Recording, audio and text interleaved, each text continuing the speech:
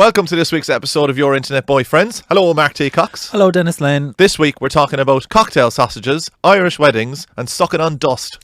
And I'll be telling Dennis all about my stolen blouse. 9 o'clock in the morning, she has me here. So you're doing way better than I am. I was up and out early enough. I got up at 6:30. No, you didn't. Do I you got know? up at 6:30. Will I tell you something? Yeah. Lisa said that you would get up at 6:30. I got up at 6:30. She had it on the button. What were you doing? I got up at 6:30 because I had to leave my house at 7:30 to get here. Because I don't know why it takes an hour and a half to get here. I got up at 6:30. I did a little bit of browsing on the phone, and then I was messing around with the hair. The hair is actually kind of a bit soft today. I didn't blow it up. I just let it fall down kind of flaccidly. Yeah. I think it might be a new style. Can I see myself there? Yeah. It's kind of like a soft fringe. I will be honest, right? Maybe this is tiredness, but I do. It's the same. I have straight man eyes, like I don't know. Sometimes there's a whoosh up, and now it's kind of soft down. Maybe. I ran out of time. I went in for a shower. That saved me. Yeah. Went for a shower. But you know, when you're so tired, you've almost got like, my God, what's happening to my voice? Oh. Little froggy. When When it's like almost a slick, there's a slickness on you, like a slick of tiredness or something. Do you know what as well, right? This is driving me insane. There's a little pillow next to me. It's not a little pillow, it's quite a big pillow. But today, for some reason, it's not sitting down next to me properly. Oh, it's annoying you. It's annoying me. Yeah. My mother had more cushion than couch. Oh, yeah. You'd have a small inch to sit on. Oh my God, 50 million cushions. I actually hate them as a result. You'd go in and you'd sit down. And where do you put the cushions, Mark? If everyone's sitting on the couches? Yeah. Can't put them anywhere. Not on the floor. Nope, you just get screamed at. So I don't know, this little cushion is just, I don't know what he's doing. Off. Yeah. He's just not behaving himself. He's not like jigsawing into me. Yeah. You know? Would you ever cuddle it, hold it? But then there's a lot of people here doing podcasts. What do you mean? A lot of people have held that cushion and sat on that cushion. Oh, we can't think about that. Well, they have. Do you know what? I'll reveal something. Yeah. At night, I do spoon a pillow. A cuddle. I spoon a pillow. Yeah. I'm not afraid to say Do it. you have an extra one for that? I have a smaller, slender one for that, yeah. Okay, well. You know? Yeah. I have a giant one. It's 6 foot long. And is it just for that? It's mainly just for that, yeah. It doesn't do much propping up other than just provide comfort. I'd be all over it, like I mean, it would be. Does it have a cover? Do you wash it? What do you mean? Would you wash it, or is it like because a lot of people have cushions in the bed. Yeah. They don't wash them. But everything has a cover on it, no? But they don't wash them, and they'll have these velvety tassel cushions. Yeah. And they don't get washed. But you have to wash them. But they don't, because they're kind of like delicate fabrics and stuff. Oh, they have like the fish. Yeah, well, you know, the embroidery fish glistening across them, whatever. You think that's a bit mank? Well, they're hugging them in the night, and then they're... No, you take them off the bed. You don't have them in the bed. Some people, they do, yeah. You've probably been in a few fancier beds than I have, though, I'd say. I've been, yeah. Do you know, like in hotels and stuff, that all those decorative bits, you need to get rid of them, get them off, because they don't get washed. That's true. What time did you go to bed? I went to bed at 1 o'clock. Yeah. Maybe. Up at half. Because we were doing big things last night as well. We were doing big things last night. Well, there's a little thing coming out at some point, but we're doing big things. Yeah. We were ages. We're there the whole fucking day. Someone had checked to see if I was okay. Yeah, we were 6 hours doing something. Will we tell them? No, we won't. No, we won't. We have a special something next week. It's on the way. Little treat next week. I'm going to have a lovely sip of coffee, though, in a second. Go on, have it. I'll talk. I went to bed at 3 o'clock. Ah, for fuck's sake. Got up at 6:30. I was inside under the bed at 2:30 this morning. Why? Thinking, we're going to talk a lot next week about therapy and mental health and being on the verge of a breakdown. And I think at 2:30 this morning, I was inside under the bed. I hit my head off the underside of the bed. And I thought, and I was sucking in dust. You know, when you go under the bed, when you go under the bed to do a job and you're inhaling dust. And I just thought, I don't want to be here anymore. I don't want to be. People also need to be filled in on the fact that Mark's bed is 5 foot high. It's 5 foot high because we got an email. Did I tell you? I told you this offline, I think. Yeah, you did, yeah. We got an email to say that the landlord is sending an electrician team to do an inspection of the flat, and they have to check my sockets. They have to inspect my sockets. You better check if they're legit. Yeah, so I don't know where half the sockets are, because they were like, please make sure furniture is moved so the sockets are accessible. And like in a normal flat, you'd have a couple of bits and a chair and a table, but we have so much stuff in our house. It is just stupid. There's huge cabinets, there's wardrobes built in. We've like so much stuff. So I had to go around pulling and dragging at 2:00 this morning, because I left you at 7 or 8. 7, yeah, about 7:30. I got Oh, home at 7:30 8. had the dinner, and then I was going doing the jobs, and sure, then I had a guest. Okay, well, the sympathy goes out the window there. So you were... This keeps happening. I'm like, I've loads of jobs, I've loads of time, I can get it all done. And then I say, no, I'm going to make my life really hard and overstretch myself. Well, and your time. Yeah. And I had a guest, and it was lovely. But so you basically went home, you had your dinner, yeah, and then you went riding, yeah, and then you were crying under the bed. I was inside under the bed because basically I had to kick him out. I said, I have to go under the bed. You have to go. About 11:30. Isn't there something though about when you're on the verge of a breakdown and you hit your head? Oh, like that does something like sometimes that. There's one tube in London, I don't know, is it the Northern Line? One of the trains is a little bit smaller than the others. Yeah. And every fucking time I hit my head, I can't stand up in a train. I'm very tall. Yeah. And I wallop my head off the doors. But I've kind of figured out the amount of bending I have to do on the Victoria line, because that's my main one. Yeah. And I think it's maybe the Northern or the Central. It's like an inch or two smaller.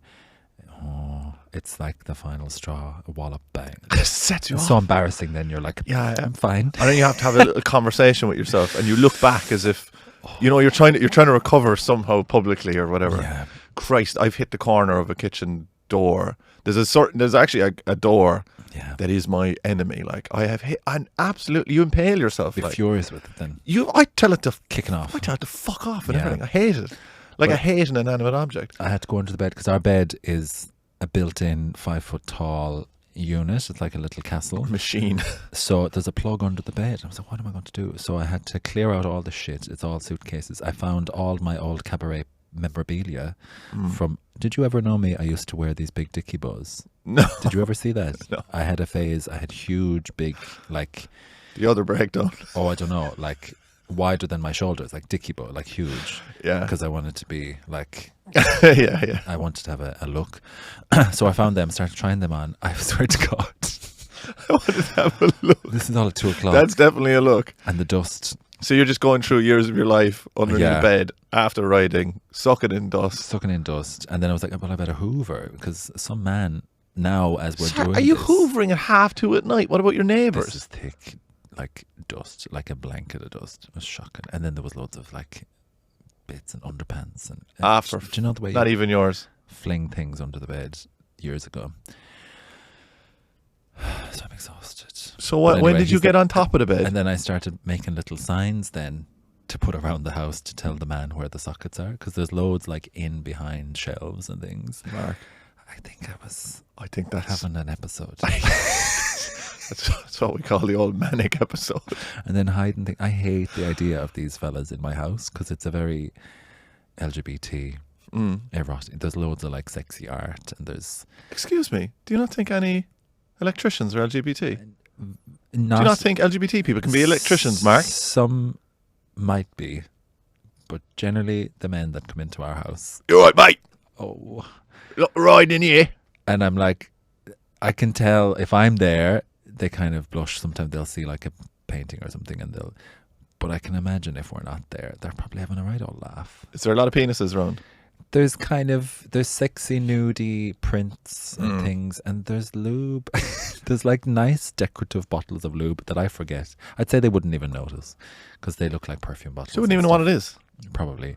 Do you know, actually, speaking of, right, a little bit of nudist stuff, because I think it is a bit of a, I think in most straight homes, right, as you've been in, there wouldn't be a lot of nude art, right? I don't think so. No. I think they're a little shy. Yeah. A lot of, live, laugh, love. Yeah. There's no titties on the wall or anything.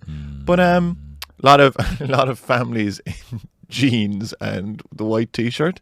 I bet you got that done. Did you get that done as a family? As a portrait? Yeah.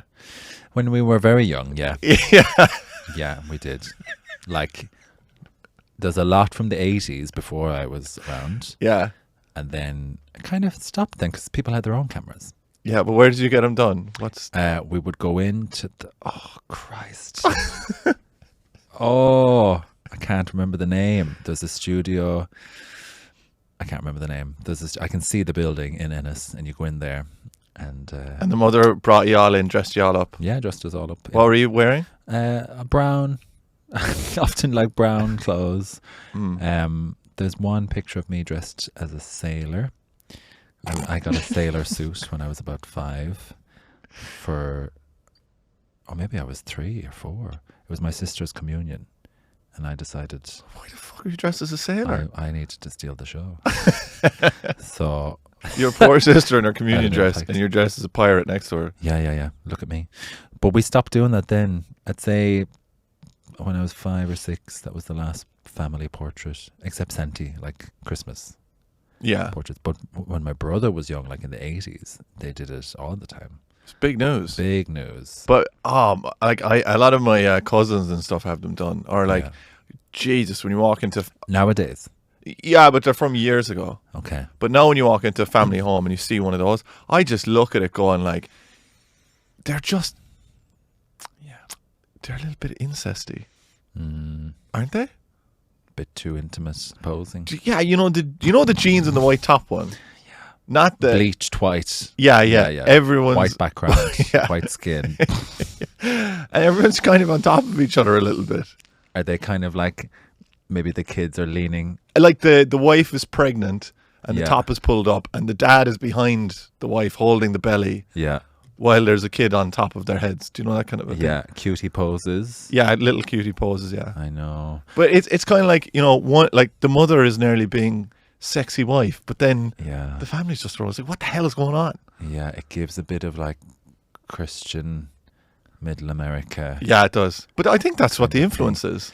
Yeah, definitely is that waspy kind of thing. There's a lot of people printing out pictures in boots on those big canvases and putting them around the house. Yeah, but they're not the most like creatively directed photos. That's a bit judgy. Do you know what? They're just what do you want from an average family in like, I don't know, Canturk or something? But they're just kind of nice pictures from a birthday or something. Yeah. In, just in a house or like in a garden. It's not a studio. And they're printing. Yeah, but you want like a Matisse or like a Bauhaus something up in the wall. But like. They'll have it like over the fireplace. Like, is that really good enough for that? I'm never bringing you into my house. You'd absolutely slate the place. I'll bring you into Lisa's place. It's lovely. Where were we going? We're off on some trail there before we said photographs. And then we said something about photographs, and then we got completely taken away. Going to the studios. Anyway, the house is currently been invaded by these men. Ah, yes, the electricians that are coming in and checking things out. I'm sure it's fine. But then you're like, are they going to? I started plugging out things. I started hiding then all the like multi-plug adapter, multi-board things. Because I'm like, they're probably going to tell us we're a hazard because we have an awful lot of things plugged in, trailing around, extension leads. Oh dear God. A lot of lamps. We have hundreds of lamps. Yeah, you loads of candles as well. But so I hit the candles. Yeah, you probably shouldn't be hopping the extension leads. And I bet they're not even like really good extension leads either. No. Just bought down in Dalston off some lad shops, in a market. Yeah, dodgy shops. Yeah, and it says surge protection instead of surge protection. You can't do anything about it. Never told you, I'm off to a wedding at the weekend. Oh God. I got my suit. Yeah. I had to go get it dry cleaned from the last time I wore it to a wedding. Okay. And I was wrecked. How does the suit look? Suit looks great. Great fit. What's the style? Blue. Yeah. It's got a nice shirt that has kind of a little blue trim here and there. Oh. And kind of blue like lining, or not lining, but like a blue line around some of the buttons, some sort of blue there. So it's very, very nice. You can wear it without a tie. Yeah. It's quite nice. Ties are back. Ties are back. Thank God. Back big time. Do you know what? Thank God. Because I just feel very strongly about this. Oh. There was a lot of cool dudes going to weddings before. Yeah. Do you know the cool dudes? It's not even their wedding, and they come in. Sorry, I suppose you know what? It might be you're like maybe a wedding that you're going to might be all cool people, right? Yeah. But like very blue suit, very navy suit. The groom is up there wearing what he thinks is his cool thing, and then some lad just walks in a red suit and a dicky bow, you know, a bit of a Conor McGregor type. Oh, do you know, a tight suit? Yeah, welded onto him, and you're just going, lad, leave it out, like, you know, put on your navy suit, join the rest of us, and let this be their day. I think it's the same as wearing white to a wedding, like a flashy number. They're practically wearing a red tux, and they're swanning in then.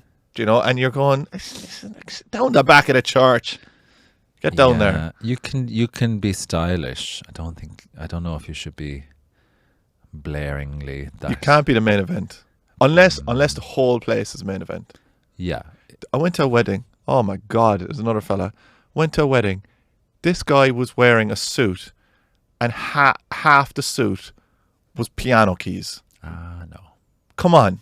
That's like something my mother would buy for me. She's always buying me piano ties. She's like, that'd be lovely for the stage. Isn't that funny how they think? And it comes from such a nice place. But she's thinking, okay, Mark likes pianos. He plays pianos. He likes dressing up. Piano suit. Piano on a suit. I have so many shirts. My God, I've done with pianos and musical symbols and things. You can be stylish. Yeah, you can. You just don't have to come out loud, like steal the show. My poor old brother there, actually, speaking of like your mother getting him gifts, my brother has got, I'd say, a brown quarter zip sweater. Yeah. Every year for the fleecy. Yeah. Every year for the last 25 years. Yeah. The same one. He loves the sweaters. Loves that. I've never once seen him wear it ever. Yeah. He gets it all the time, and he just says, "Thanks, ma'am. That's great." Blah blah. Yeah, and he wouldn't just say what he thinks. No, he's the golden boy. He would never do that. Oh dear. He would never. So you have the suit. Have you shoes? I have shoes. Problem with the shoes. I had a beautiful pair of shoes, and something happened at a wedding, and I have no recollection of it. But it looks like my shoes were jammed under the gap in a door at some point. Oh. Not sure what was going on there. Scratched. Yeah. Squashed. But no, I squished the front of them. So I'm going to go with other shoes. They're fine. They're just like, you know, if you looked at my shoes, they'd be fairly unremarkable. I'd say no one would be looking. No. And I'm not, to be honest, I'm not going out spending 300 quid on a pair of, you know, really, really fancy shoes. No. Not happening. But anyway, they're tap shoes. Oh. No, they're not. But Mark, bit of a disaster. The whole point I was telling this whole thing is went to the dry cleaners, got it dry cleaned. She went off to the dry cleaners and she brought back the suit for me. And she said, we'll try on the suit. No, we'll try on the suit, right? And of course I was humming and hawing, being typical of me. Yeah. And I was like, all right, cool, come on, so we'll do a little fashion show, right, whatever. She had me stripped down. Oh. She wanted the shirt on first. We couldn't touch the suit off of anything. Yeah. Right, because there's a big cat going around the place, right? And he sometimes has hairs around the place, right? He's a large mass. And so she said, can't touch anything, can't touch the suit. She gave me the shirt. I put the shirt over me. Yeah. There was one button tied. This is where the trouble started. Burst. Fucking burst the suit. You're so big. It wasn't home 45 seconds. Burst the suit. You're so big and strong. So big and strong. My shoulders are huge. And I put it on and I ripped the shirt. Oh, lads, the tension in the room. Yeah. In the room. She gets out then. She gets out. Honestly, I think, I don't know, should I say this? Go on. She has Irish mother energy. Oh. She does a little bit. Told you off. She likes to cluck around the place. Yeah. I'd say part of her was delighted I ripped the shirt. Do you know that way? Oh, a job to do. Yeah. She went off and she got the needle and she got the thread. Go 90. And she came in and she was threading it. Try not to laugh. Sucking the string. Sucking it for like 10 minutes. And giving out. And loving it, like taking way too many paces around the room that's not needed. You know, the ironing board is being absolutely horsed open, right? And you start ironing, whatever, and you know, like you said, and then she starts threading it, and she goes, "Oh, you're going to see it. You're going to see it." Yeah. You know, and then she's like, "It's brilliant white, but they're just not matching. Anyway, in the end, she did a fantastic job. Yeah. And she sewed the whole thing. But I was trying not to laugh. Like, the hands were going everywhere and everything. Up to 90. It was like, we'll have to, you know, she was basically going to say, we'll call the guards. Today's Tuesday. The wedding's Saturday. Sure. No, this happened at the weekend. A week before. Yeah, it happened panic. ages ago. Can you sew a button? I can sew a button. She taught me how to sew a button. Yeah. I need to sew a button on one of the jackets I have. Can you? I probably could, but I wouldn't. You'd need a refresher? I wouldn't. I'd put it off for a long time. I'm slow to do those jobs. Would you get someone to do it for you? Donald's good. Yeah. He'd fly around and do it. Yeah. I'm a bit slow. We actually have a lovely dry cleaner, tailor fella down the road. He's so good at doing jobs, and he's so cheap. You go to him all the time for like fixing a zip or something. He's nice. So she was flying around. Where's the wedding? The wedding is like in a what's the vibe? Are you gone for a weekend? Is it just a day? Oh no, just a day. We're up and down. Okay. Carriages at 12. Oh, the Brits. Get out the door. They wrap it up. Carriages at 12. Yeah. They tell you. Can you imagine an Irish wedding giving you a finish time? It would be. I think they are not joking. They might burn the hotel down. You wouldn't dream of it. This is going to go on for as long as it goes on. Yeah. And we're going to be corpses in the reception of the hotel at 6 o'clock in the morning. And there will be people at the breakfast the next morning wearing the suits they wore yesterday because they 100%. haven't gone to bed. Aren't you a great man, Michael? Yeah. You're 40 pints. Yeah. Yeah. And we went. And were you in the residence bar? I was in the residence What bar. time did you go to bed? I haven't even gone to bed. Yeah, up all night. Yeah, up all night. And we'll go again. Doing nothing as well, like. Sitting around, the corpses thrown around And you're the like, residence bar. they'll say then like, oh, we had a great sing song. And like, if you actually went back and recorded what was happening, Sure, I'm sober. I know. wailing. Hard. Like the head not even propped up, just down behind their necks, wailing the Wild Rover, like, you know. In total silence. Yeah. Because everyone is Yeah. unconscious. They just won't stop. They won't give it up. No, they Go to won't. bed. They won't. And like, you know, older lads there as well, like, who definitely are probably walking the line of like, Yeah. this may be killing them at some point. Yeah. And then, oh my God, and then someone brings out Caledonia. Yeah. Do you know It's Caledonia? a great one. Oh, it's absolute. Do you sing it? I know it. I will end myself if you ever bring that Big out. one. You hear, you know as well, is you're like, yeah, there's a bit of a sing song going on where it was good, and then you hear an acoustic guitar being kind of knocked off a wall or something. It's being Yeah. brought out of a bag. You hear the clips or whatever, Yeah. and you're going, oh, sweet Jesus, please stop this. And then the person who's very reluctant to sing a song Yeah. comes out and she sings her song. We'd rarely have a guitar. It's very just solo, silent singing. And then there's usually the song, and everyone knows there's like a little 3 or 4 words at the end of every verse that everyone knows. So everyone joins in. Humming. And then there's about 10 verses to the song. Oh, Christ. And everyone has their song. Yeah, they do, yeah. And it comes around and you'll sing your song. My father has a song, and it's just, you know, you're going to get it. You're going to wait for it. You'll have to have a few pints. Yeah. And then silence. Here we go. One of the best songs I ever saw a person sing was my friend's uncle, and if you spoke to him, he'd be like, "Oh, sure, cheese, how are you getting on?" You know, blah blah blah, blah. Like nearly incoherent Yeah. to anyone in London would not understand what the hell he's saying. Right, lovely guy, right, but absolutely driving it on. And then you think, okay, he's going to go up and do 7 Drunken Nights, or he's going to do one of these. Yeah. He went up and sang Randy Travis, who is a big country song singer. And he sang I'm Gonna Love You Forever. Right? It's like, I'm gonna love you forever. Pitch perfect. Wow. I like Randy Travis, right? Unless he's done something terrible, in which case I don't. But I was stunned. You thought he was there. Oh my God, it was absolutely unbelievable. Yeah. And then he comes on afterwards and goes, oh, sure. I was like, what the hell was that? The American country accent and everything, like, it was phenomenal. They all, oh my God. This is a series. Go on. The Irish show band country and western singers from Mullingar, Athlone, Longford, Roscommon, with this Big business. Texas accent. Yeah. Big business. Yeah. Big It's huge. business. Getting bigger. I have a secret little guilty pleasure where I have a couple of Instagram pages where they're advertising those gigs, Yeah. and I watch them all. Yeah. I watched them all. It's weird though. It's like before you had the show bands and they were emulating, I suppose, something kind of like like Elvis and stuff, you know, things like that. Like you'd have Dickie Rock, and Joe Dolan, and all these. To me, Dickie. What was his catchphrase? Dickie. Wasn't it spit on us or something? Spit on me, Dickie. Yeah, it was. What the hell was that about? People are listening to that going, what the hell are they talking Dickie Rock, sex symbol. If you saw him. I know. The women just couldn't control What the hell was spit on me, Dickie? Why were they saying that? That's like 100 years before Justin Bieber did it. Like, Dickie Rock he has a lovely piece. Have you seen his piece? Oh my God, is he dead?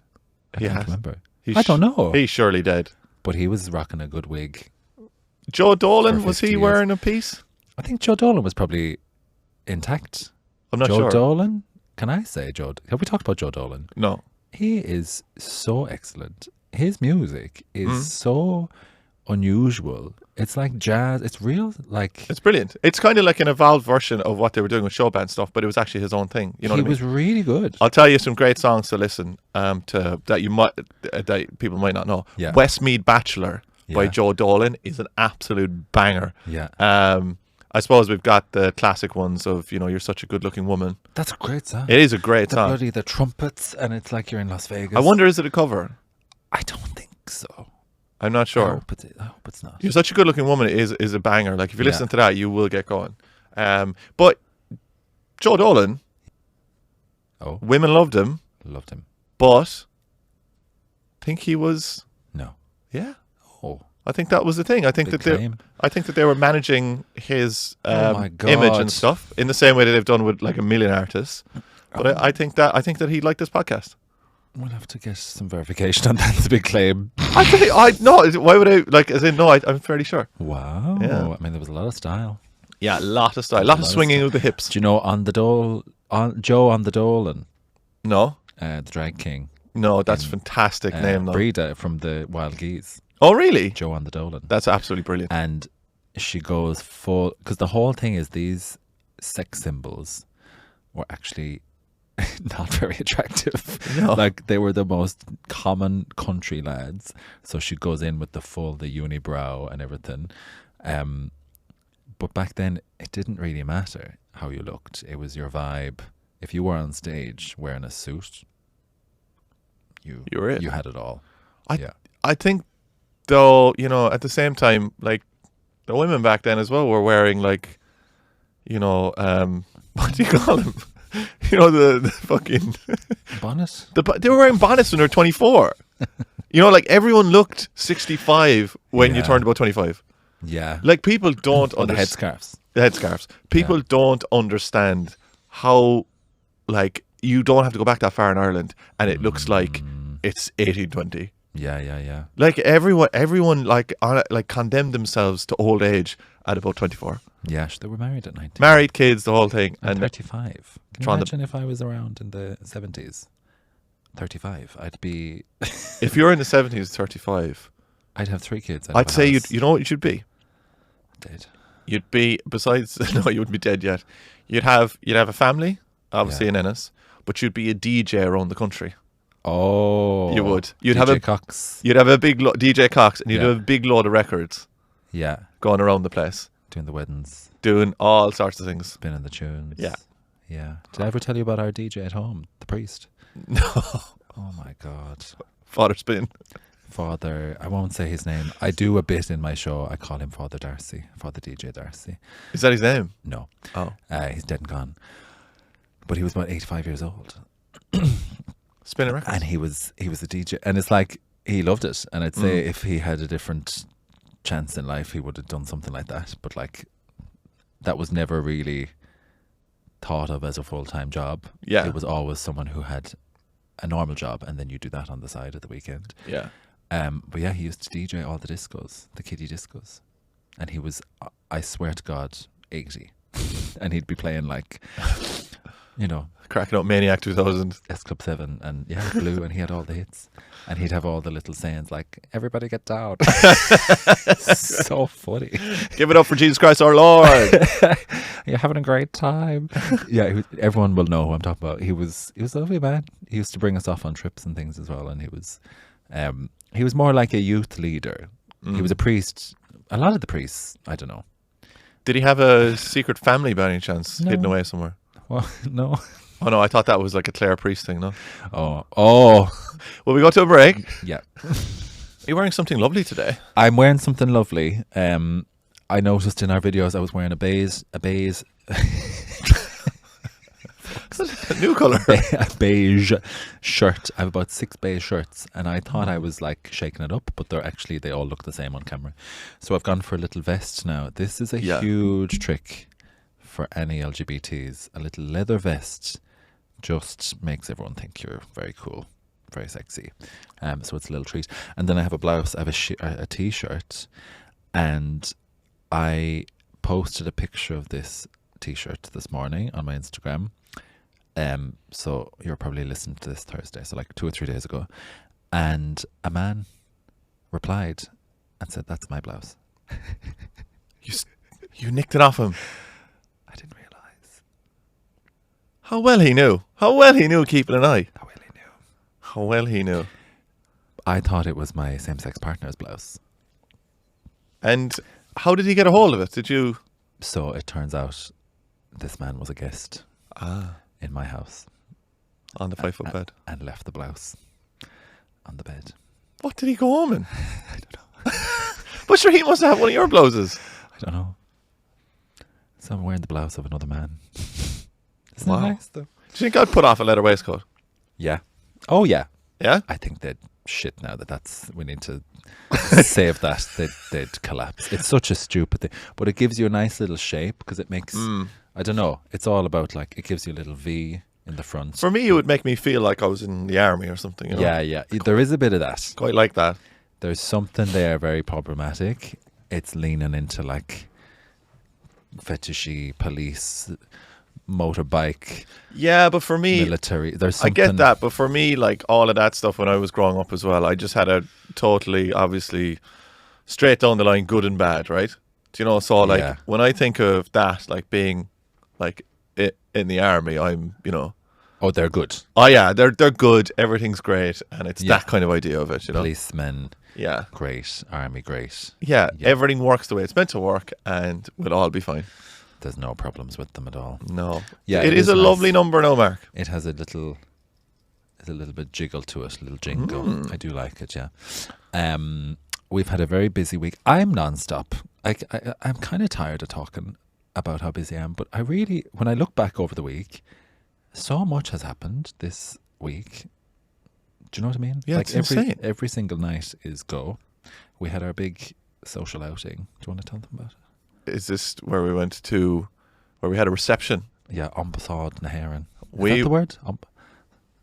What's the Irish Actually, embassy? not sure. I'm not sure. Ambassad or something. Anyway. We're in the Irish Embassy. Yeah. As we were, invited there as big celebrities like we are. VIP guests. And we rocked in.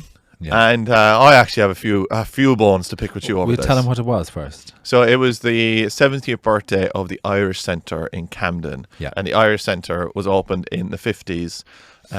Strap in, this is heavy. It opened in the 50s to help out Irish people who were, completely displaced at the time. Yeah. Being treated like complete shit. Yeah. And one of the biggest things it did was it helped people get home. And helped people over here, because there was a huge stigma when you moved to London and things didn't work out, because it happened to so many people, especially I think for the most part Irish men. I think they came over here, got into like building trades or whatever. Things might happen to them. Maybe they got into drink. Maybe they just lost their jobs, whatever. And even though they had families back home, they wouldn't go home. Yeah. So they ended up on the streets. They ended up in like terrible situations. And this place was opened. And one of the big things they did was help people and get them back home or get them into jobs and stuff. But most of the time, what it was like, because Irish people were treated so badly in the UK at the time, it was like finally kind of like a little bit of recognition that we were even around. Yeah. And a safe space to go to, which is nuts considering what safe space kind of means now and stuff, Yeah. And I suppose even I don't know, it's like the kind of privilege has moved, like, hasn't it? It's kind of strange. I don't think we fully understand what it was like and I definitely don't think English people now kind of understand the way Irish people were treated. Like, just dogs, just assumed to be only, because people were like, no one finished school. There was no university. Like, people, my parents left school when they were like 12, 13. That was the normal. And then just started working. So people didn't have the same manner or the same, they weren't maybe as eloquent or whatever as London people. No. Of course they weren't, because they had no chance. But there was in the media as well, you know, and you see it now with things as well. It's like there was just an absolute, like, it was massive like propaganda against Irish people. Oh yeah, that they were stupid. Yeah, the paddies, the drunk paddies, and everyone was drunk because people were so depressed, and there was loads of men coming over on their own, living in bedsits in like digs with a family who they weren't like involved, they just had a bedroom. So they finish work and they go to the pub, and that's where they had a bit of that's where they meet everyone and stuff, socializing. I went into a bar, and it's like that. I think the Irish Centre was opened in the 1950s, but I went into a bar for my friend's birthday, Irish bar in near Old Street. For anyone knows, just middle of London basically, kind of like East London. But went into a bar, 2 Irish lads behind the bar. Yeah, mostly Irish people in there. You kind of clocked them. And I went up, and there's a big lad next to me, and he goes, "All right, Paddy." Oh yeah. And I was like, "Wow!" I was just stepped into the bar. This happened a couple of weeks ago. Yeah. And I looked at him, and he's a big guy as well, and I knew he was looking to probably kill someone, right? Yeah. So I was looking at him, I was like, "Wow!" And then he goes, "My name's actually Dennis." Yeah. Hello, hello everybody. Oh. And he goes, I didn't say anything. I just looked at him, kind of smirked, and then he said, he goes, "You're a Paddy, ain't you, Paddy?"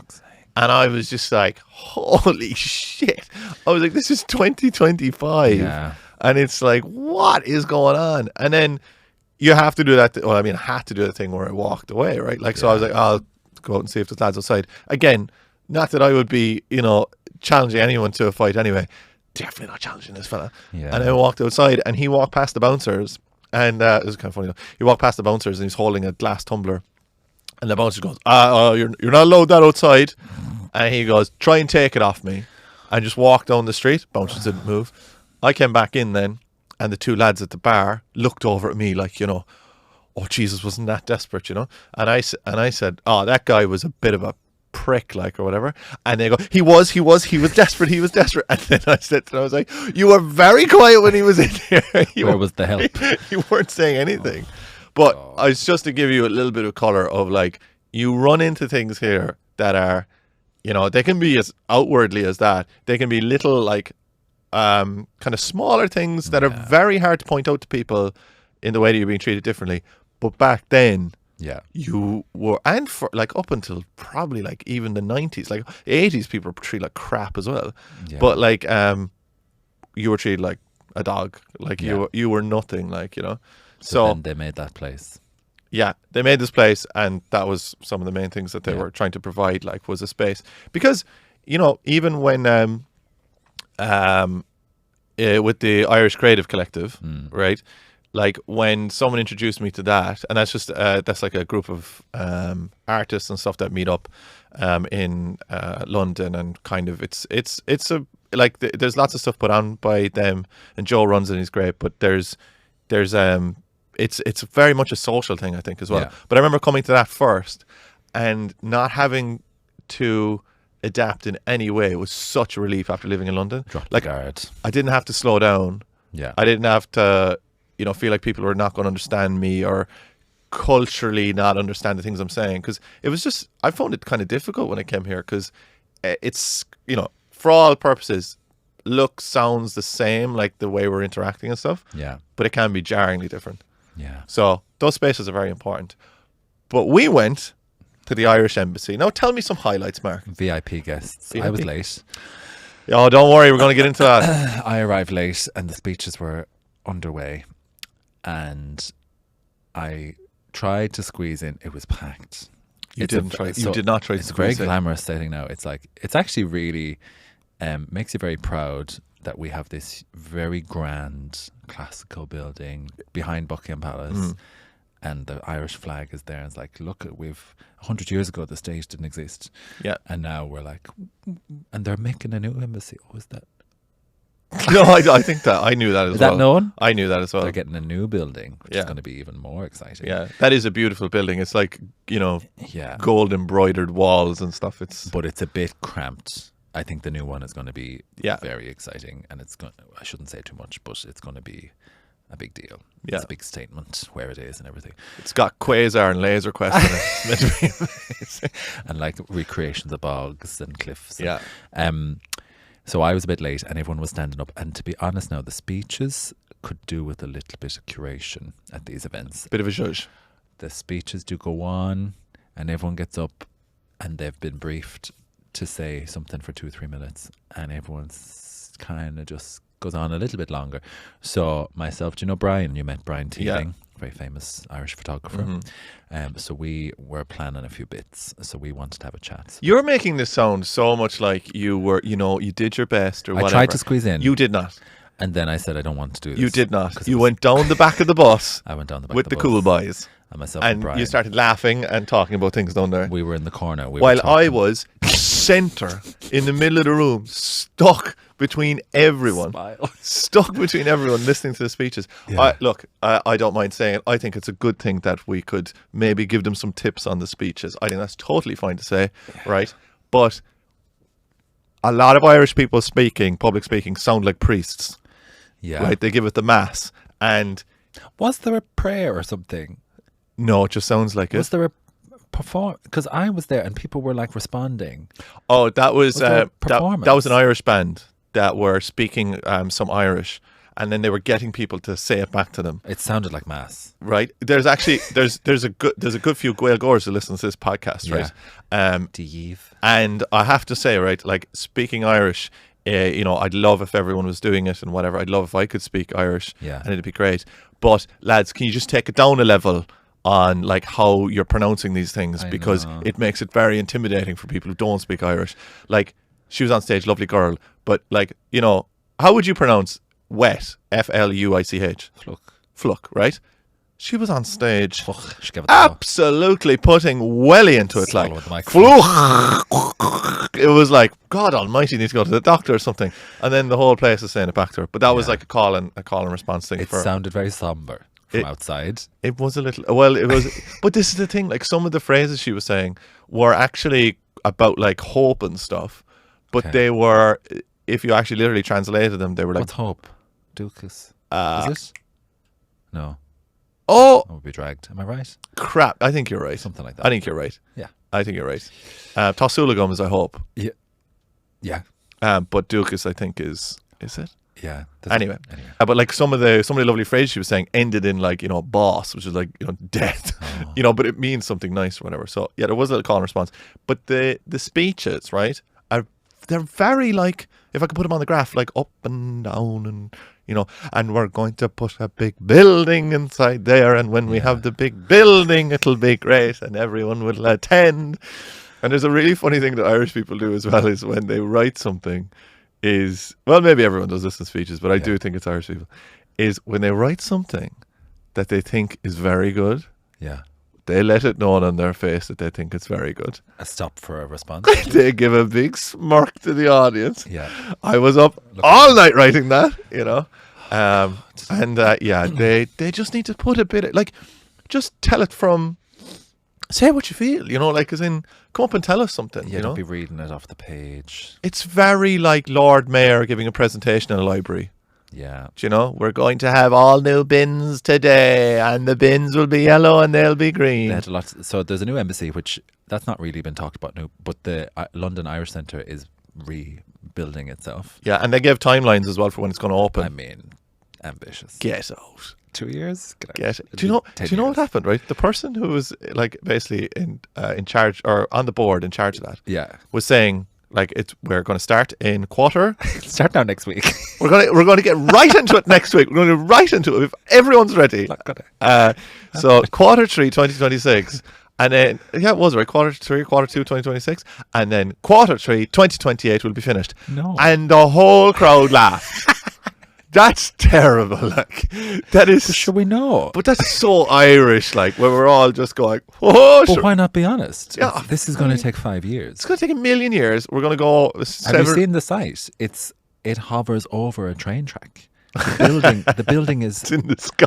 No, it is. Have you seen the site? No. The train goes underneath the building. Ah, brilliant. That'll be great for events. It's such a complicated place. Like, it's going to take forever. But just be honest. But I think all these things they overpromise because they have funding and stuff. So they have to get it going or they lose the money. There's all of this stuff. Another fantastic line that she had as well was like, and we're here to hear your ideas. So come up and, tell me your ideas because we have some fantastic naming opportunities available in the development. Basically, like, if you give me a load of money, I'll listen to your ideas. A lot of money.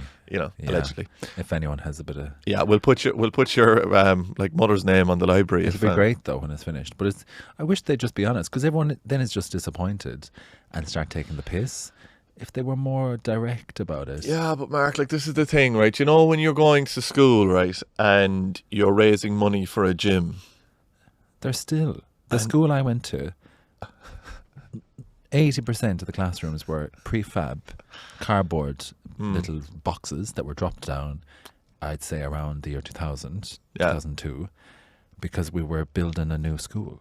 The whole time we were in school, they were saying, we're going to start now, it's going to be finished. Oh, yeah. Maybe you'll get to have it for the last year or two. It still hasn't started. But they have to tell you that because they're taking money off you left, right and centre. You're going around doing skipathons, skipping for 24 hours, and you're never going to set foot inside the gym. If they were just a bit more honest, people wouldn't be so disappointed and laugh then when people make these announcements. Jesus Christ. Anyway, best of luck. Another highlight for me at it was the cocktail sausages. Yeah. Now, can I tell you something? I don't like a canapé. Oh, why? I find I'm very self-conscious. People are very close into your mouth, and there's so many people. What do you mean? They're standing right in front of you, and I hate eating things and then talking. But why don't you put a coy little hand over your mouth? Because you're sucking bits of food then out of your teeth all night, and I don't know. I don't like it, and they always have the strongest, like, smelly kind of food, and then you're like, oh, am I gonna be like smelling like sausages? But Mark, they're made for this thing, right? They're made small enough so you can go in and whack one in, and then. But then you're spitting into. I don't know. Do you know when people are talking to you halfway through a canapé and then half of it lands on your fucking shirt? Oh, and you have to pretend. Fucking hate that.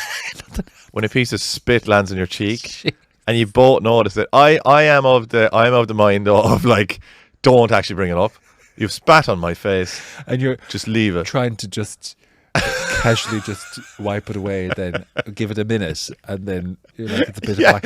I'm wiping my face in a completely unrelated matter because the canapés. But every to be, they're very generous.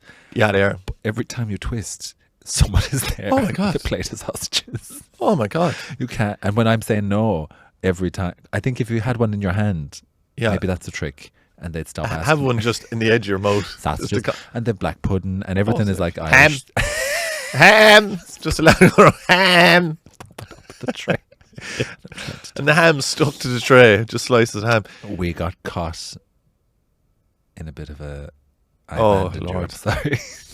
Yeah, look, I two things. This is maybe three things, right? And I just have to put this on. You abandoned me. I'm sorry. You abandoned me in the centre of the room, right, to go down. Well, me and Brian were talking about Willie's. Right, yeah, absolutely. Talking about Willie's down the back while I was stuck in the middle listening to speeches.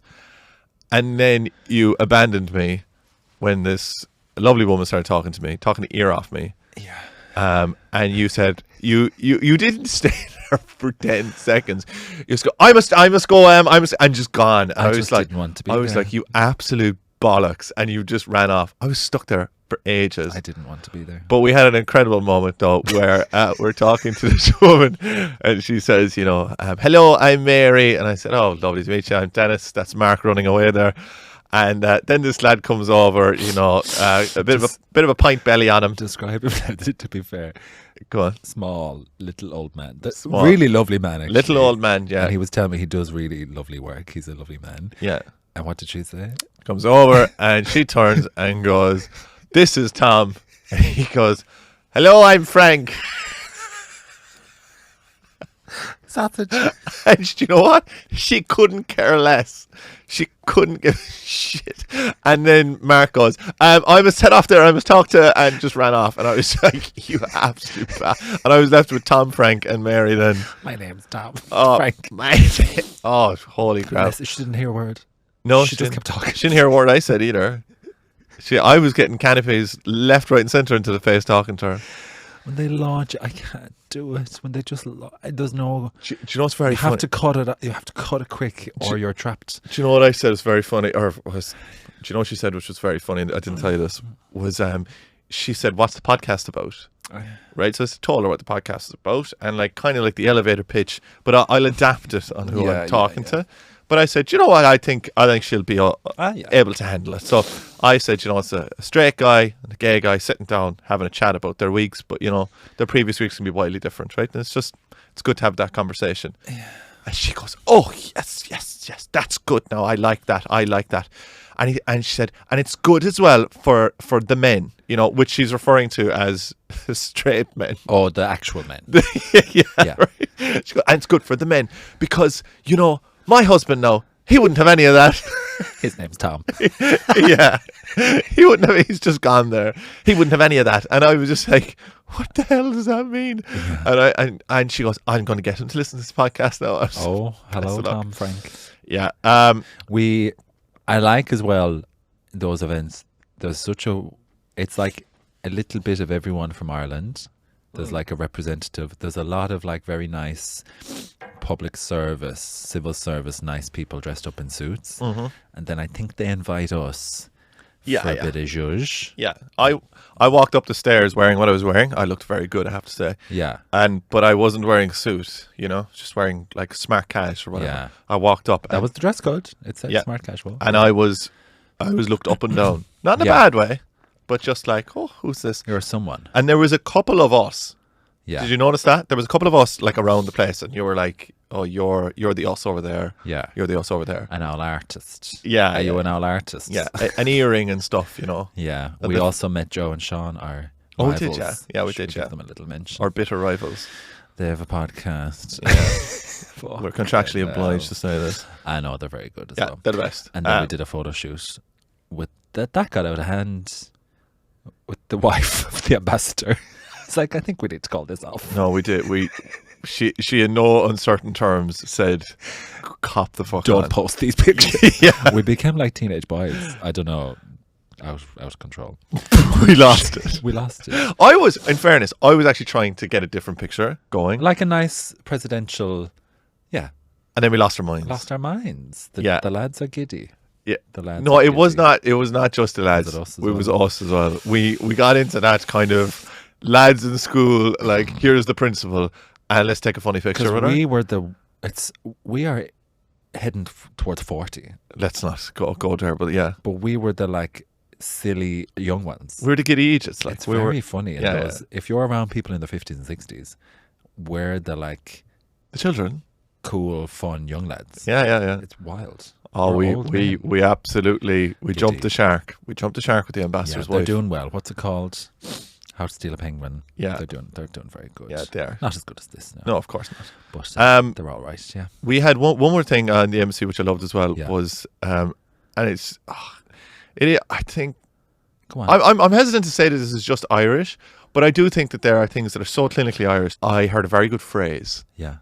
And it's called the immersion syndrome. Oh. Do you know what the immersion syndrome is? What it is. So for people who are listening in the States and England and whatever, there are a couple of jokes that are in the Irish zeitgeist that are constantly repeated over and over and over again. And one of them is, I left the immersion on, basically left the hot water heating on, and it's going to cost me a lot of money. And these are things that have permeated throughout Irish modern 20 history years. For some reason. But the immersion syndrome is a fantastic phrase. But one of the things I think is not covered in that is the fucking the route when the cocktail sausages came out by the old people. I mean, like the real old people, where they were grabbing cocktail sausages left, right, and center, like 80-year-old women with 4 or 5 sticks of cocktail sausages off the plate, right? Dropping them and everything. Down the neck. Heading for the seats. Oh, get your feast. Grabbed them off the plate, and then they all went into the outskirts of the room, sat down, horsing cocktail sausages. Yeah, a woman told me and Brian to get up. She did, actually, so she could eat a sausage. Because there's only a few seats. Yeah. Sure, Too right. We were sitting there. Too right. Buys. Yeah, but she was sitting on it long enough. Just straight out, get up. I love that, though. Fuck's sake. You need to position yourself. The ones that go often, some people don't do anything. They just go to these events. And eat cocktail sausages. They'll be there every week. You have to position yourself beside the door of the kitchen, and you get them coming out as they come out. Yeah, and then you scuttle off, because if you're too far away, they'll be gone by the time the plane comes round. Do you think there's people just going in there for sandwiches and stuff? There's a lot of people who were very important, very influential 30, 40 years ago. They've retired. They do nothing, and they've earned their place, and they just go to events now and eat sausages and enjoy the speeches. There was one woman at the front of the room while there was music on and a couple other things and the speeches. Yeah. And you know when you're a performer on stage and you look down and you try and get a kind of a supportive face. Yeah. Help you along. She was bent over and had her hand covering her face, listening to what was going on. What do you mean? That's what she was doing. She was about a 45-degree angle. She had her hand, like her head in her hand. Oh. I don't know, did she think it was like the most disgraceful thing she was listening to? She was thinking. Or I think she might have been thinking, but she was pointing her ear towards the stage. Oh, I can see it. Do you know what I mean? I can see it. Listening. Yeah, listening. Oh. While covering her entire face. Yeah. Madness. Sure. Do you remember, did I tell you I performed there one time? Mm. Very interesting. I did stand up there. Yeah. Oh, you did? For what? For the reception for ICC. Yeah. I did stand up there in front of the ambassador. Yeah. And I took the piss out of the ambassador. He's great crack. He is very good. He's very quick. He's very good. Very quick. Yeah. And what I love is Did he say a few words? He did, yeah. Did he say, I'd like to say a few words? He did a great one where, and like, could you, like the crowd that was there now would absolutely love this. Yeah. But what I love about this is seeing, you know, when you do perform yourself on stage, is kind of seeing the strings and going, oh, that's a line he has, right? Yeah, you know, or like that's something he's done before, or whatever, but he's carrying it off so well. He's really quick. But they presented the ambassador's wife, what's her name? Deirdre. Yeah. They presented Deirdre with some flowers. Lovely. And then she went off and she was loving life. And everyone's, oh, Deirdre loves the flowers. And then the ambassador came up and he said something like, that's the first time in 20 years that my wife has got flowers. Oh. So everyone laughs, ha ha ha. And then he goes, but I only get her flowers when I've made a mistake. Oh. And they're, oh God, you bastard! That's so bad. God, you bastard! They were throwing cocktail sausages around the place. Oh, can I say a quick, sorry? Yeah. This weekend I have my chat show. Okay. The weekend review. Give me... At Roses. Can I tell you my guests? No, not yet. What time is it on? Big. You can come in at 6:30 and have your dinner, and then the show's at 7:30. Okay, where do we get the tickets? On Sunday night. The tickets are on the Roses of Elagabalus, which some people have accidentally been calling the Roses of Elagabubu, and I don't mind. Okay, great. And is it going to be on your story? Can we buy tickets? It'll be on my story, and my guests are superstar Alison Spittle. I saw that. Isn't that great? That's amazing. And then Cabbage, who's a very interesting London drag clown character. Brilliant. And then Vinegar Strokes. Oh! Off the television, Drag Race. She's just back off a ship, the Virgin. They're not allowed to say boat. She won't like boat. Oh my God, if you work on a ship, you get like drilled. Do not call this a boat. A ship. If you work on a ship, It's you a get cruise drilled. ship. It's a ship. So she's been working on a ship. Great. So I think that'll be very interesting. When am I allowed to come along? I know, soon, I think. Not yet. Yeah. In a few. In a while.